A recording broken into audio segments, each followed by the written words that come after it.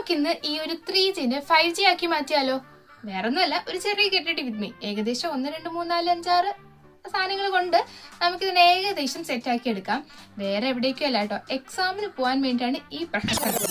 അപ്പൊ എന്തായാലും സ്റ്റാർട്ട് ചെയ്യാം. നമുക്ക് ഈ കുപ്പായം മാറ്റി ഈ കുപ്പായത്തിലേക്ക് ഡ്രസ്സൊക്കെ മാറ്റിയിട്ടുണ്ട്. ഇനി നമുക്ക് ആദ്യം ചെയ്യേണ്ടത് ഈ ഒരു മോയ്സ്ചറൈസർ ഇടുക എന്നുള്ളതാണ്. ഇതൊന്നും ഞാൻ പറഞ്ഞു തരേണ്ട ആവശ്യമില്ല, പിന്നെയും ഒരു ഫോർമാലിറ്റി അത്രേ ഉള്ളൂ. ഇനി നമുക്കൊരു ലിപ് ബാം ഇടാം. ആദ്യമേ ലിപ് ബാം ആയിരുന്നു ഇടേണ്ടിയിരുന്നത്, എങ്കിലും നമ്മൾ ഇറങ്ങുന്നതിന് മുന്നെങ്കിലും ചുണ്ടൊന്ന് സഹകരിക്കുകയുള്ളൂ ലിപ്സ്റ്റിക് ഇടാൻ വേണ്ടിയിട്ടേ. ഞാൻ യൂസ് ചെയ്യുന്ന ലിപ് ബാം എന്ന് പറയുന്നത് ഹിമാലയയുടെ ലിപ് ബാം ആണേ. ഇനി നമുക്ക് ഒട്ടും ഒഴിച്ചുകൂടാൻ പറ്റാത്ത ഒരു കാര്യമാണ് ഈ ഒരു പൗഡർ എന്ന് പറയുന്നത്. എന്തൊക്കെ ഇനി വന്നാലും ഈ പൗഡർ ഇല്ലാതെ മേക്കപ്പ് അങ്ങ് കംപ്ലീറ്റ് ആവൂല. അപ്പൊ നമുക്കിതങ്ങ് അപ്ലൈ ചെയ്യാം. ഇനി നമുക്കൊരു ഐലൈനർ യൂസ് ചെയ്യാം. ഞാൻ ഈ ഐലൈനർ വരയ്ക്കുന്നത് ഒന്ന് മാറ്റി പിടിക്കാനേ. ഐലൈനർ ഒന്ന് വരയ്ക്കേണ്ടതാണ് ഇന്നത്തെ എൻ്റെ. വേറൊന്നും കൊണ്ടുവന്നില്ല, അധികം സഹകരിക്കുന്നില്ല. ഇന്ന് എക്സാം ആണ്.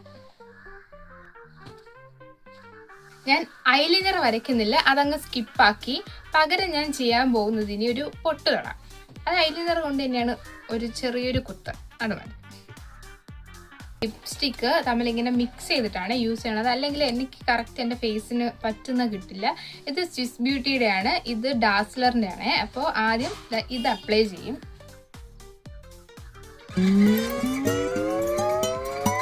ഈ ഒരു ലിപ്സ്റ്റിക്കിന്റെ ഷെയ്ഡ് എന്ന് പറയുന്നത് എനിക്ക് അത്ര ചേരൂല. ഇതാണ് എൻ്റെ ഫേസിൽ ഇട്ടപ്പോൾ ഉള്ളൊരു കോലം.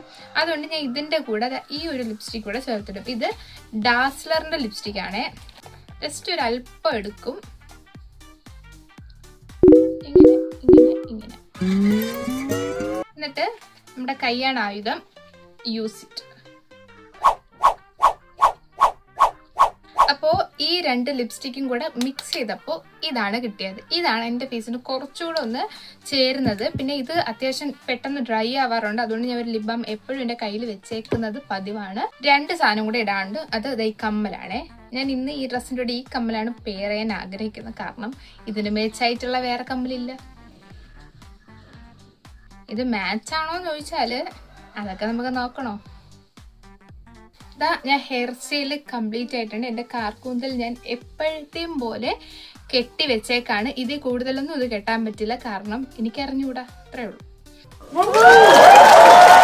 ഉള്ളൂ. അപ്പൊ എന്തായാലും വീഡിയോ ഇഷ്ടപ്പെട്ടാൽ ലൈക്ക് ചെയ്യുക. അപ്പൊ എല്ലാവർക്കും ടാറ്റാ.